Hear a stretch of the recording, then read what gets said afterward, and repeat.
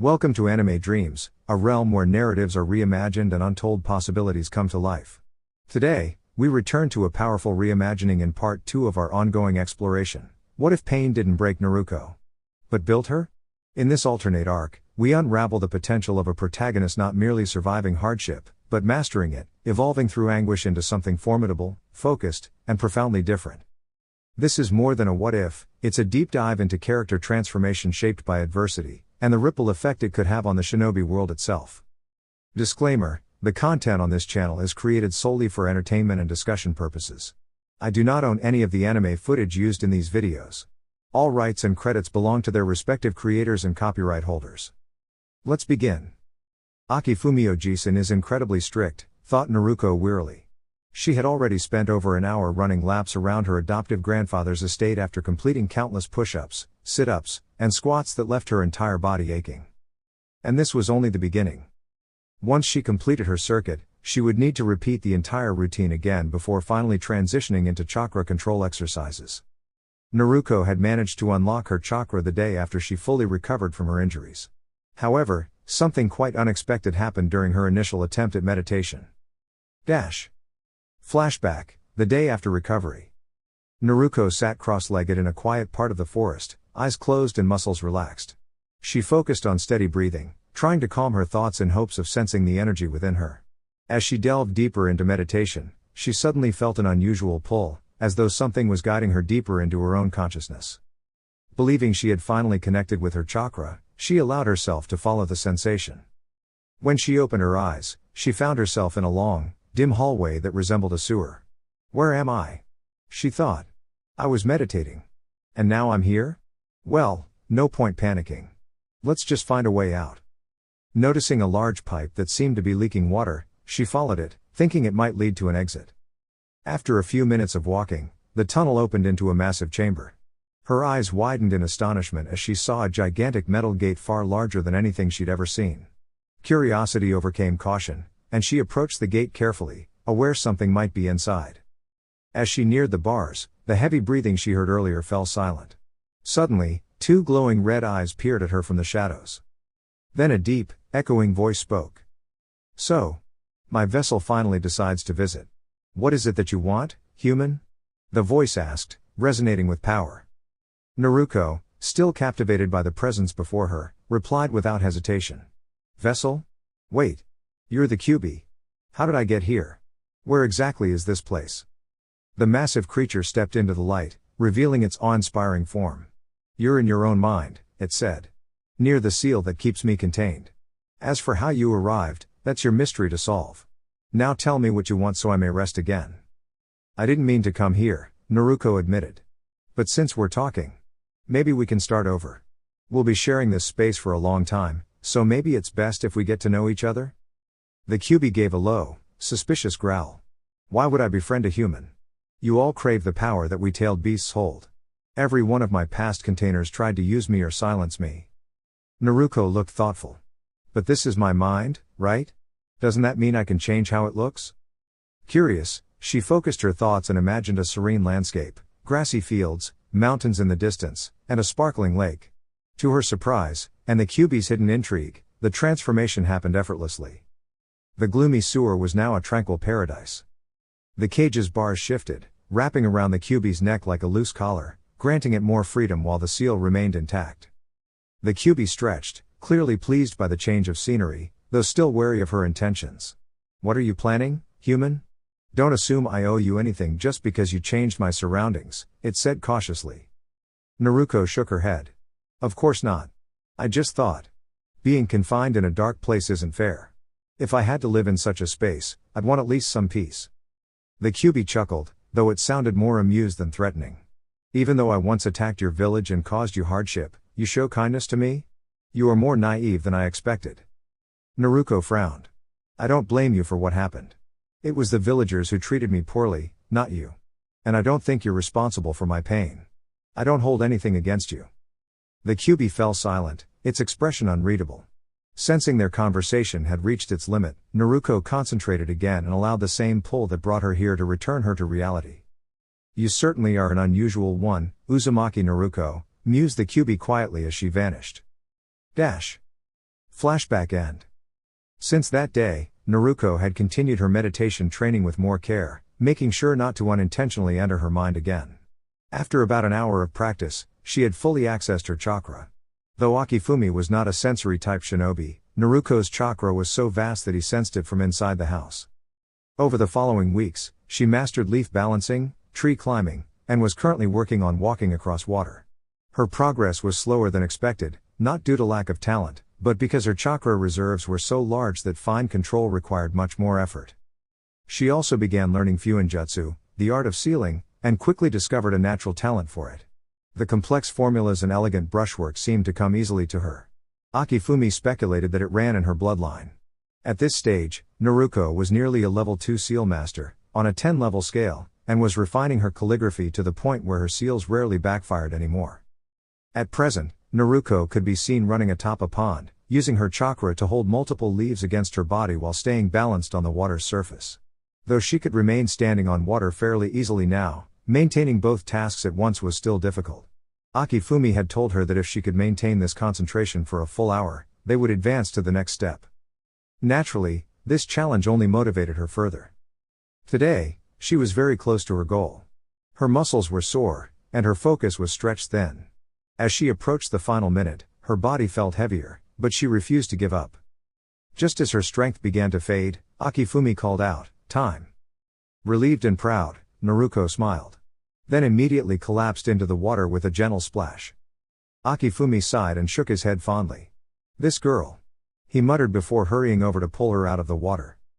When she regained consciousness, she was seated in a chair near the training field, wrapped in a towel. She smiled at him through her exhaustion.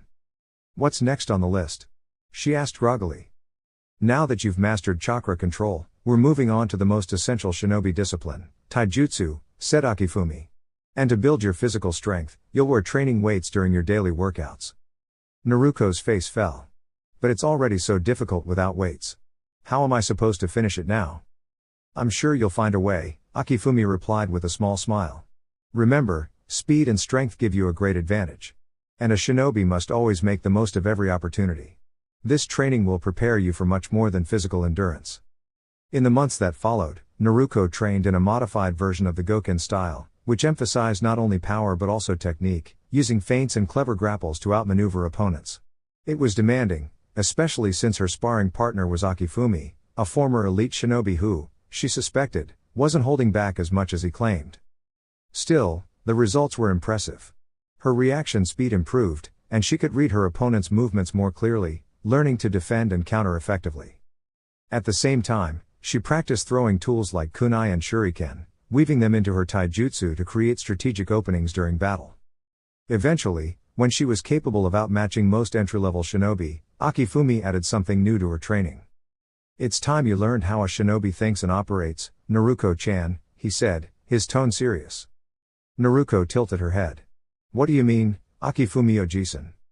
"True excellence in the shinobi arts lies not in dazzling displays of powerful techniques, but in subtlety, intellect, and clever strategy. A shinobi's strength is measured by their ability to outmaneuver, deceive, and adapt to any situation. A simple misdirection or strategic tactic can prove far more effective than brute force. Even in direct confrontation, creating diversions or feints often determines victory more than sheer speed or strength." "You're beginning to understand," Akifumi remarked with a satisfied nod, observing the growing awareness in young Naruko's eyes. Naruko, her curiosity piqued, leaned forward. "So what does this mean for my training, Ojisan? I see the point you're making, but I want to know how it applies to me.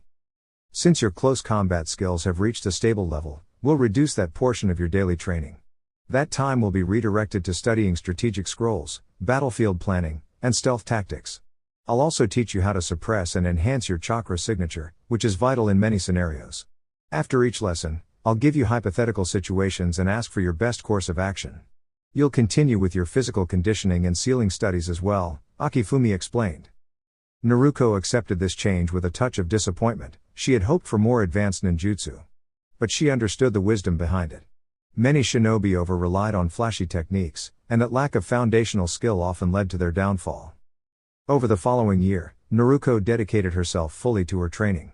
She excelled in her studies, often managing to outthink even Akifumi during their tactical sessions. At just under 8 years old, she had grown stronger physically and more confident mentally. Her height had increased to 4 feet 5 inches, a noticeable change from her 4 feet 2 inches stature the previous year. Proper nutrition and structured training had clearly made an impact. Proud of her development, Akifumi decided to reward Naruko on her 8th birthday. Instead of a simple gift, he gave her something far more significant, her first ninjutsu instruction. Though the techniques were basic, the transformation jutsu, henge, clone jutsu, bunshine, and substitution jutsu, kawarimi, Naruko was thrilled. Her eagerness was contagious, and her focus unwavering. Alongside her progress in sealing techniques, she quickly gained proficiency in these foundational jutsu. Akifumi also introduced her to sealing, fuinjutsu, in practical ways, helping her create basic seals and gradually moving her onto more complex theory. However, before she could delve into serious elemental techniques, she needed to improve her reaction speed and chakra control in high-pressure environments. Each day, Naruko practiced dodging projectiles while forming hand seals, sometimes facing surprise attacks from Akifumi's water clones. Despite the challenges and minor bruises from training weapons, she steadily improved her agility and reflexes. By 8.5, Naruko sat with composure, waiting as Akifumi entered the room, scrolls in hand. "What are these, Oji-san?" she asked, eyes gleaming with curiosity.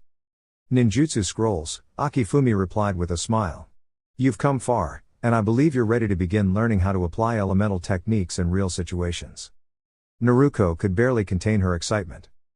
"Before we start, I need to test your elemental affinity," Akifumi added, pulling out a special piece of chakra-sensitive paper. "This will show us which nature transformation you're most attuned to." Naruko channeled her chakra into the paper, and the results were astonishing. One half of the paper split cleanly, a sign of wind affinity, while the larger portion dissolved into water, and a smaller piece lightly ignited. 3 natural affinities, Akifumi whispered in awe. "That's incredibly rare." "Is something wrong with the paper?" Naruko asked, puzzled. "No, child. This simply means your chakra is remarkably versatile. Wind and water are your strongest affinities, with fire following closely. That's an extraordinary advantage." From there, Naruko's training deepened. She began with Suten, Teppodama under Akifumi's guidance, carefully molding water-based chakra and projecting it toward a target. At first, her version of the technique was smaller and less forceful than Akifumi's, but she understood the reasons: experience, chakra control, and mastery over the element. Her elemental training began in earnest, starting with exercises such as lifting a column of water from a source and maintaining its shape. It was harder than expected, but her perseverance paid off. By the time she turned 9, she could stop the flow of a stream using chakra alone for 10 seconds, a sign of mastery. That year, she focused on learning practical water-style techniques: Mizu Bunshine, Mizu no Muchi, Suro no Jutsu, and Mizu no Tatsumaki. Each skill contributed to her growing arsenal of tools for both offense and defense. Akifumi continued to expand her abilities, teaching her Suten, Taihoden, Suijin Hiki, and eventually Suryudan no Jutsu, a powerful water dragon technique that took a month and a half to master. Her dedication and control improved continuously. By the time she reached 10, Naruko had learned all the water-style techniques Akifumi could teach her. Her fuinjutsu skills had also advanced significantly. She could now create chakra suppression seals, barrier tags, storage seals, paralyzation marks, and advanced forms like the 5-element seal and components of the 8-trigram seal. She even mastered barrier seals and privacy techniques, which took weeks to perfect due to their complexity. As she reached 11, Naruko began developing her fire affinity using scrolls Akifumi had preserved. Fire chakra was harder for her to control than water, but she still made steady progress.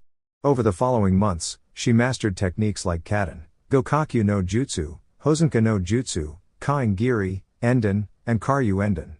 Though progress was slower, she learned through disciplined practice. At 12, she began working on more advanced fire techniques, including Zukaku, Goenka, and Gokamekiaku. These wide-range jutsus required precision and significant chakra reserves, taking months to fully control. Next, she focused on wind release. Mastering wind chakra was particularly challenging due to its erratic nature. It took nearly 8 months before she could manipulate it properly. Using the limited scrolls available, she learned Kaze no Yaiba, Futon, Rinkudan, Daitapa, Kami-Orishi, and Satorimu.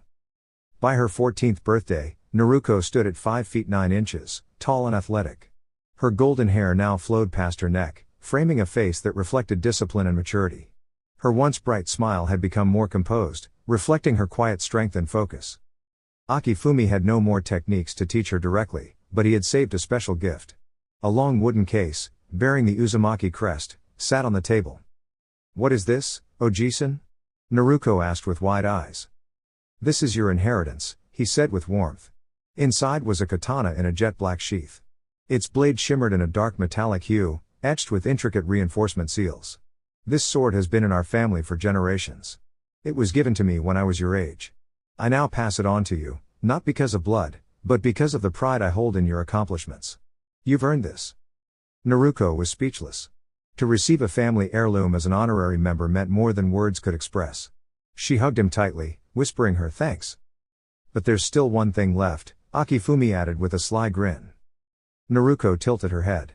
"What's that? How do you think you're going to learn how to use that katana?" After weeks of focused kenjutsu practice, Naruko and Akifumi finally moved on to live sparring. Akifumi had insisted that Naruko must master the basics thoroughly before progressing to actual combat, though Naruko couldn't shake the feeling that he simply enjoyed challenging her.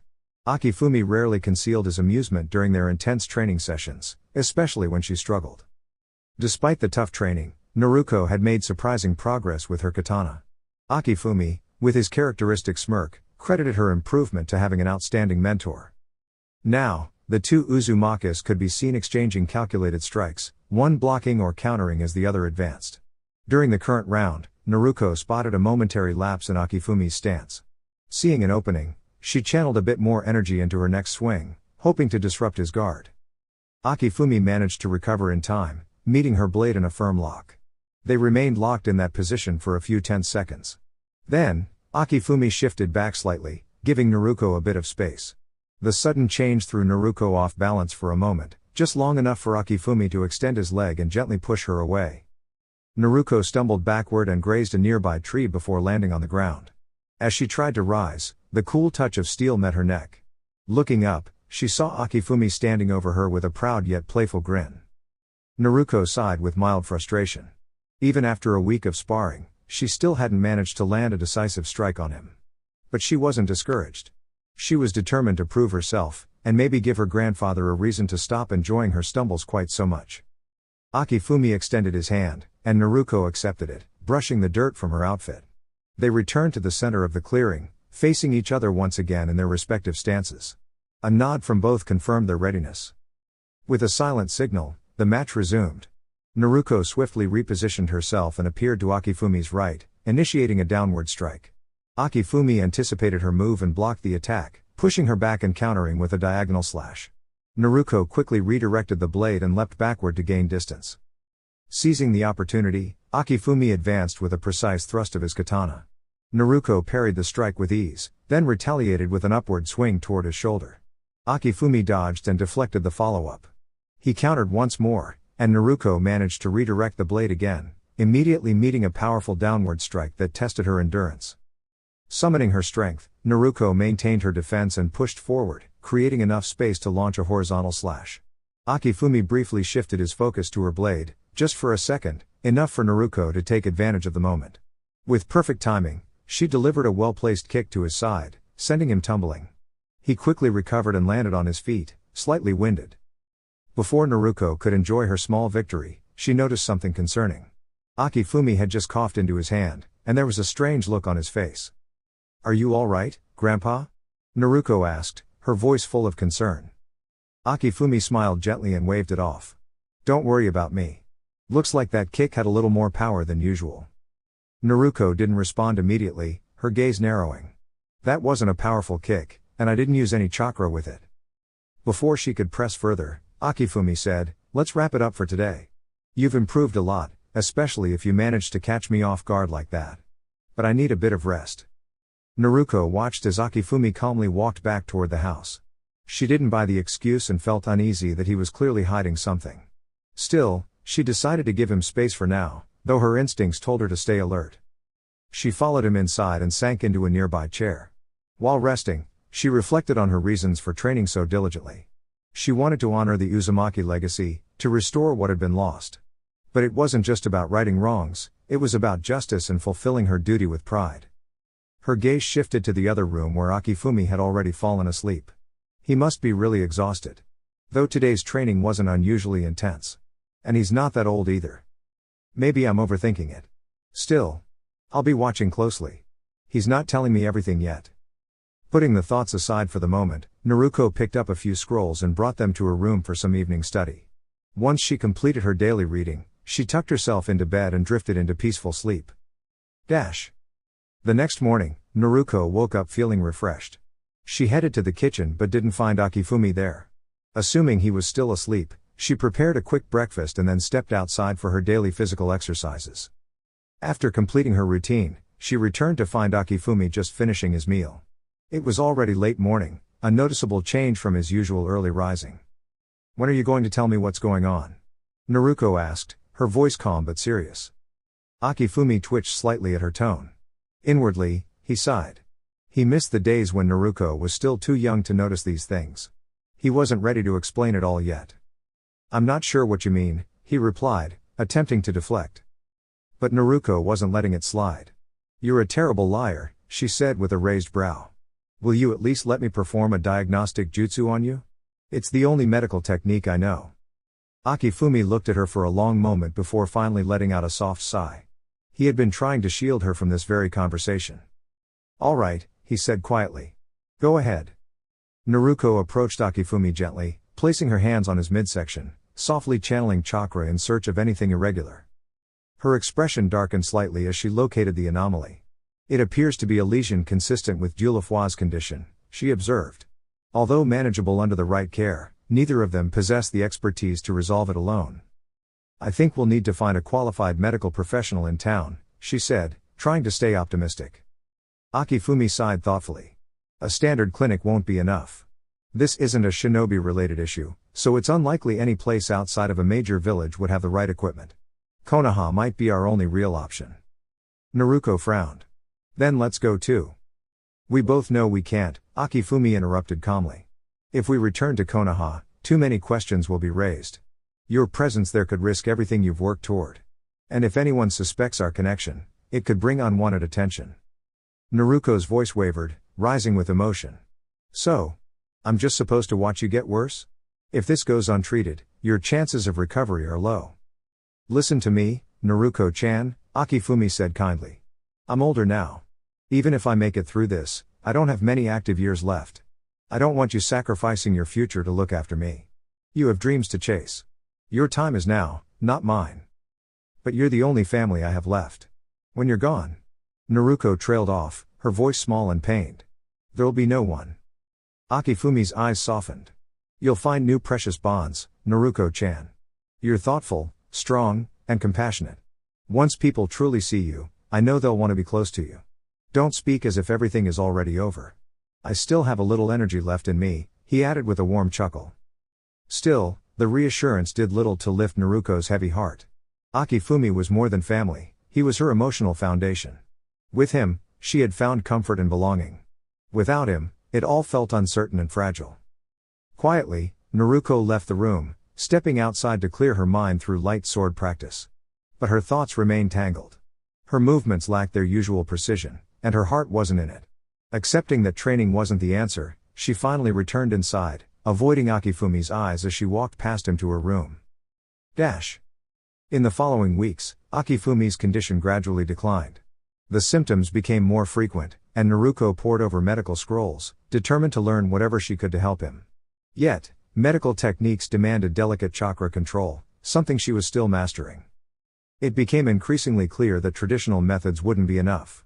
Without access to advanced care, surgical intervention was the only option, and that required skill beyond what Naruko could acquire in time. Akifumi began spending most of his time resting in his room. Nearly 2 months had passed since Naruko had first discovered his condition.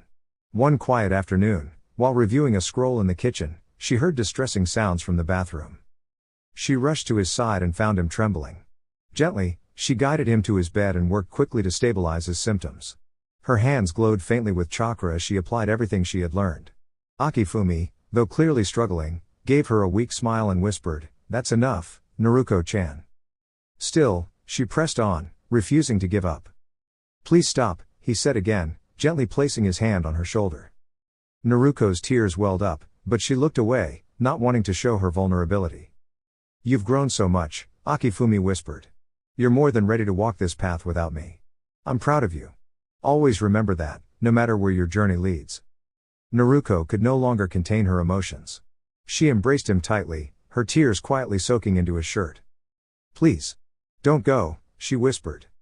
There was no reply. Naruko pulled back, searching his face. His eyes were closed. She leaned in, gently calling to him. Oji-san? She paused, hoping for a sign. Oji-san. Silence. Naruko placed her fingers over his wrist, trying to feel a pulse. She held her breath, hoping. But it never came. Her heart felt hollow. Everything she feared had come true, and she was overwhelmed by sorrow. Despite all her efforts, she hadn't been able to protect the one person who had always protected her. A flood of emotions surged within her, anguish, frustration, helplessness. But slowly, those feelings ebbed, and she found the strength to breathe again. Akifumi wouldn't want her to lose herself in grief. Naruko stood for a while in silence before moving with quiet determination. She wasn't going to leave Akifumi without a proper farewell. She stepped outside, katana in hand, and selected a sturdy tree. With chakra-guided precision, she shaped the wood into a respectful, handcrafted coffin. The work took most of the day, but when she was finished, it was dignified and solid. She carved Akifumi's name and the Uzumaki crest onto the lid.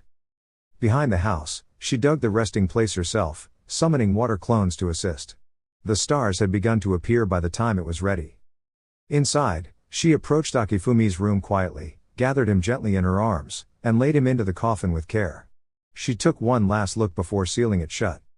Together with her clones, she lowered the coffin into the earth and filled the grave. At the head, she placed a stone with his name and the Uzumaki emblem etched proudly. Naruko lingered long into the night, offering a few heartfelt words. Then, weary and emotionally drained, she returned to the house. The next morning, she awoke solemnly. Memories stirred as she lay in bed, but she held her tears. Akifumi would want her to move forward with strength and hope. She bathed, dressed in a simple black outfit adorned with the Uzumaki symbol, and fastened her armor and sword. She gathered her supplies and scrolls, sealing them neatly and efficiently. Before leaving, she paused by the entrance. This place held too many memories. Quietly, she performed a fire technique to ensure nothing remained for others to stumble upon, nothing but the grave behind it. She walked over one last time to the marker, placing her hand gently against the engraved wood. Thank you for everything, Oji-san, she said softly. I'll keep going. I promise. Then, Naruko turned, her heart still heavy but her resolve firm, and began her journey toward Konoha. Dear YouTube family. That's all for now, but the dream doesn't end here. If you enjoyed diving into the world of anime with me, don't forget to like, share, and subscribe to keep the adventure alive. Until next time, stay inspired, stay curious, and keep chasing your anime dreams. See you in the next episode.